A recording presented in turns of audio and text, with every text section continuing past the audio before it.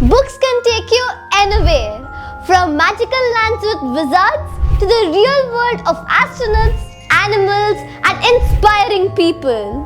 Have you ever stood in front of a bookshelf and just stared, thinking, should I pick a story full of magic and dragons or a real one that tells me about space and the universe? And honestly, my parents and I have had that moment too, especially when I had just started reading. Sometimes it's hard to know what a book is really about until you understand the kind of stories it tells and what it can do to your mind and heart. That's why today we are diving into the amazing world of fiction and non-fiction books. Whether you're a kid wondering what to read next or a parent trying to choose the right book for your child, this video will make that choice super easy and super fun. When I got my first chapter book, my parents were a little nervous. They wondered, will she understand the difference between real and imaginary? Is it too soon to read about wizards and adventures and magical worlds? And honestly, I didn't know either. But the moment I started reading, it felt like the pages opened a secret door and I had just stepped into a whole new world. I wasn't just reading stories, I was living them. I laughed with the characters, I imagined places I had never seen, and I asked questions I had never thought of before. And the book that opened that door for me was The Magic of the Lost Temple by Sudha Murthy.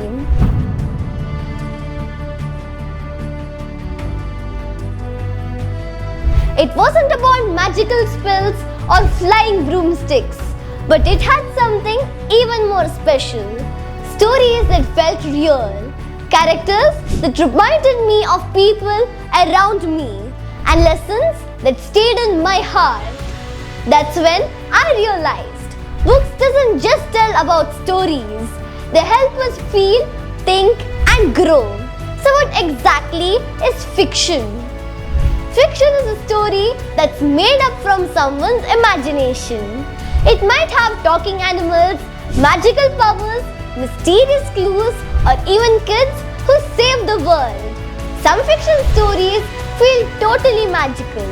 Others feel like they could happen in real life. But the people, places, or events are still imagined. These are all my time favorite fictional books, and they'll always have a special place on my bookshelf. Harry Potter by J.K. Rowling, filled with spells, friendships and magical creatures. Percy Jackson by Riordan, where a regular boy finds out he's a demigod and his school life gets wild. The Famous Five by Enid, Blyton, a group of kids solving mysteries, exploring islands and always finding adventure. And of course, The Magic of the Lost Temple by Sudha Murthy, simple, sweet and full of Indian culture and values. Fiction takes you to new places, helps you imagine things you have never seen and makes you feel what the characters feel. It's like dreaming with your eyes open. Fiction teaches real life lessons about being brave, believing in yourself and standing by your friends. When chosen right, it doesn't pull us away from the real world. It prepares us for it. With a little more heart, a little more wonder and a whole lot of learning. Now let's talk about non-fiction. The world of real stories and real people. These books are based on facts. They tell us about great leaders, inspiring journeys, brave actions, amazing animals, science, nature and so much more. They help us understand how the world really works and how real people have made a difference. Some of my favorites are the Gopi Diaries by Sudha Murthy, written from a dog's point of view, but it teaches us about love, care and emotions. Shivaji, the Great Maratha by Ranjit Desai, the inspiring life story of one of India's bravest kings, Wings of Fire by Dr. A.P.J. Abdul Kalam, the real journey of a boy with big dreams who went on to become a scientist and the President of India.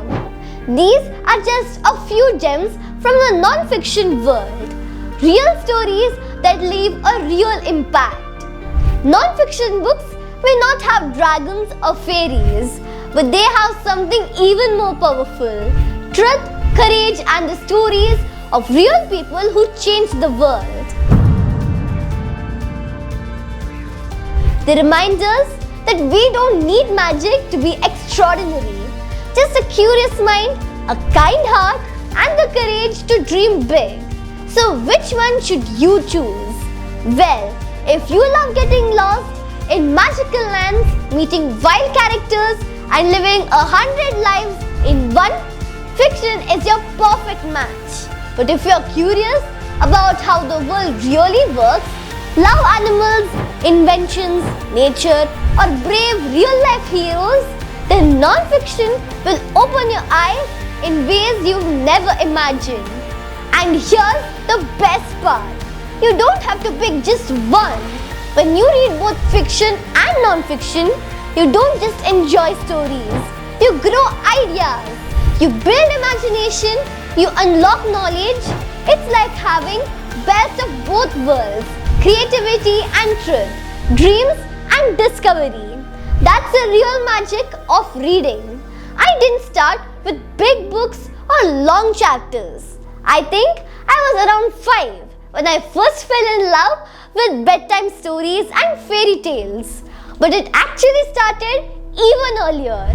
When I was about 2, my mom would read to me every night. Soft, soothing stories that made me feel safe and happy. She kept reading night after night until one day I picked up a book myself. That's when reading became mine. Those quiet moments made with books make me feel calm, curious, and happy. By the time I was about 6.5 or 7, I could read by myself. That's when I picked up Sudha Murthy's Grandma's Bag of Stories. It felt like listening to a kind grandma who shares little secrets from her life. Warm, simple, and so real. Soon after I read The Magic of the Lost Temple, it had everything I loved. A little mystery, some adventure, and a touch of Indian culture. Then came Harry Potter, and oh, I wished I had my own owl to bring me letters from Hogwarts. Now, I'm like mixing little things up. A bit of science, a story about real life, heroes, or just something fun. Because every book is special. Some help me dream, some help me understand, and all of them in their own way help me grow. Books have quietly been my friends. They have shaped how I see the world. You know what I have learned? The kind of book you pick can totally depend on your mood. If I am feeling a little tired or need a laugh, I reach for something funny or full of pictures like Geronimo Stilton or Amelia Fang. When I'm in the mood for adventure and imagination, Famous Five or Percy Jackson pulls me right in. If I am in the mood for something inspiring and brave, I read about real heroes like Chhatrapati Shivaji Maharaj. His story gives me goosebumps. And when I just want to relax and feel cozy, I pick Sudha Murthy's stories. They are so comforting, like a warm hug from grandma. It's all about choosing the book that feels just right for how you're feeling. If you're a parent, don't stress too much about finding the perfect book. Start with what sparks your child's curiosity. Mix stories with facts. Make reading a habit, not a rule. And if you're a kid like me, just pick up something that feels fun. Because when you enjoy what you read, books don't feel like homework. They feel like your best friends. Dear friends, whether you're a child watching this or a parent hoping to help your little one fall in love with books? The first step is simple. Understand the mood and choose the right book. Because the right book at the right time can become a friend for life. So fiction or non-fiction? Why not both? Let stories sweep you away and let facts open your mind.